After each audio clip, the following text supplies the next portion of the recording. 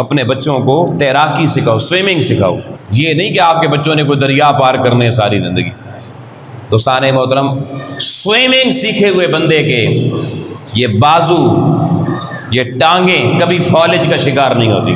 ان میں خون میں وہ گرمی اور حرارت آتی ہے، وہ تیزی آتی ہے، ان کے اندر وہ چستی آتی ہے.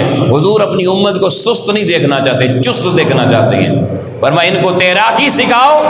اس فن کے ذریعے، اس پریکٹس کے ذریعے تمہاری نسلیں پھر جو مرضی مرغن غذائیں کھاتی رہیں، بریانی گجرے جو مرضی کھاتی رہیں، ان کے وجود میں اس سوئمنگ کی وجہ سے وہ طاقت پیدا ہوگی کہ کبھی یہ موذی امراض کا شکار نہیں ہوں گے.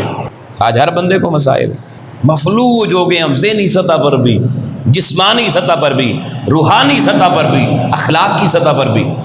یہ جو ہر شعبے کے اندر انحطاط، جمود، تعطل اور مفلوج پن آ گیا ہے لوگوں، اس کی وجہ کیا ہے؟ حضور نے جو راستہ اس تربیت کا بتایا تھا وہ چھوڑ دیا. اور اگر آپ کوئی بچہ ضد کرے بھی نا کہیں سے کہ میں نے تیراکی سیکھنی ہے، تو والدین سیکھنے نہیں دیتے، ڈوب جائے گا. آپ کو پتہ چل گیا ڈوب جائے گا. حضور علیہ السلام کو معاذ اللہ ادھر سے کہتے ہیں علم غیب ہمارے نبی کے پاس ہے. حضور کو نہیں پتا تھا ڈوب جائے گا. یہ کرنے کی باتیں، اولاد کی تربیت کے حوالے سے ہمارے فرائض میں یہ باتیں شامل ہیں.